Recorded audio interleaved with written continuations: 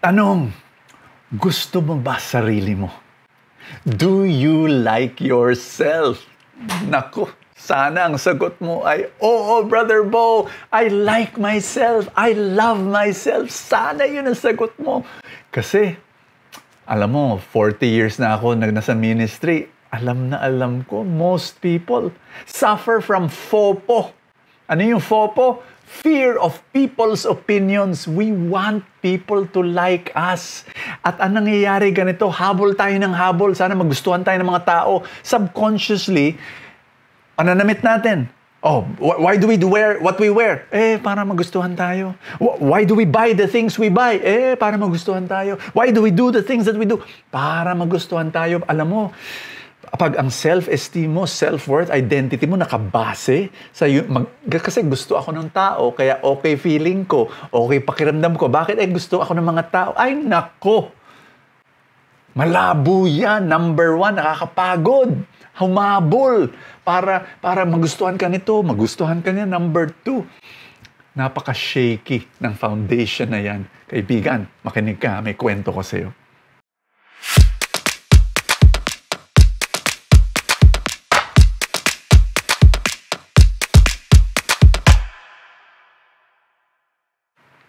Isang araw, may nakilala akong TV personality. Sikat, sobra. May daily TV show, top-rated. Pero alam mo, nakilala ko siya nung quote-unquote, laos na siya. Siya mismo nagsabi, Brother Bo, laos na ako. Tapos, halos mangiyak-ngiyak siya.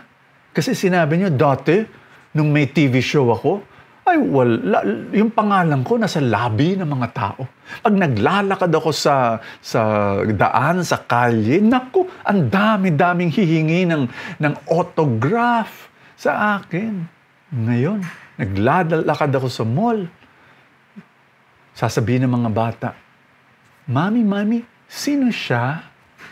Lola, sino siya? Ang sakit. Alam mo, habang nagkikwento ko siya, nare-realize ko, oo nga no?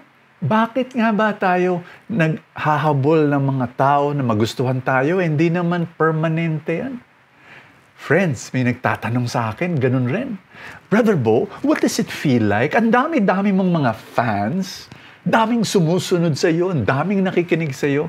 Ang sagot ko ganito, hindi ko masyadong pinapansin. Basta makatulong ako. Kasi alam ko naman ang fans, nandyan sila ngayon. Bukas, wala na. Ang hinahanap ko, hindi fans. Ang hinahanap ko, friends. Kasi yung friends, I'll always have them. They'll stick with you. Pero yung fans, wala. Wala. And that's what I want to share with you today. You need to like yourself. Liking yourself is 1,000 times, 1,000,000,000 times, 1,000,000,000 times more important than other people liking you. Why will you like yourself? Ito na. Kasi, yung self-worth, self-esteem mo, dapat nakabase sa isang bagay na hindi pwedeng gagalaw. Ano yun? Yung pag-ibig ng Diyos sa iyo. God loves you. God likes you. So take a hint. Kung mahal ka ng Diyos, at gusto ka ng Diyos, dapat mahalin mo rin sarili mo. And like yourself. You need to value yourself the way God values you. Kaibigan, importante yan. Imbes na humabol ka at gawa ka ng paraan para people will like you, wag na. Itong dalawa dapat gawin mo. Number 1, seek God's pleasure. Ibig sabihin, please God. Instead of pleasing other people, please God. Number 2, importante ito seek respect from your inner circle. Sino yung inner circle mo? Mrs., Mr., anak, matalik, or close friends. Yung seek their respect. Be bothered.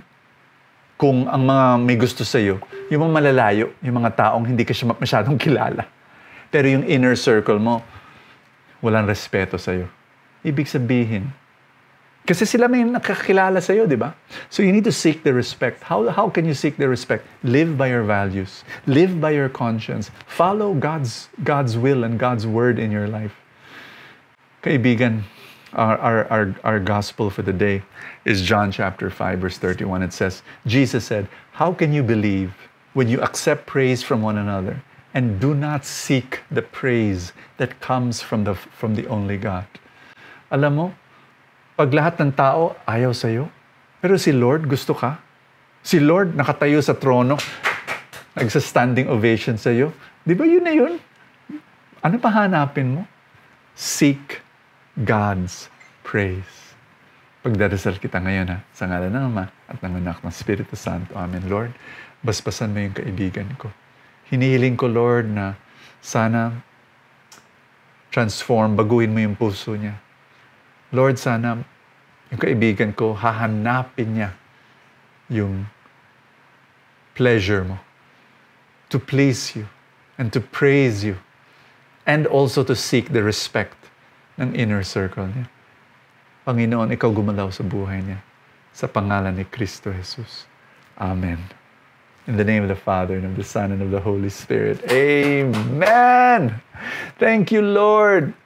I remind you, #9010 challenge. Gawin nyo, ha? Ito yung 7 days. Hindi pa tapos yung 7 days. And sasabihin nyo, ano yun, Brother Bo? Ay, makinig ka sa Monday Full Tank para mag-gets nyo yan. I'd like to say thank you sa mga Full Tank supporters who support our mission. God bless you. God empower you. Maraming salamat dahil sa you we're able to do what we do.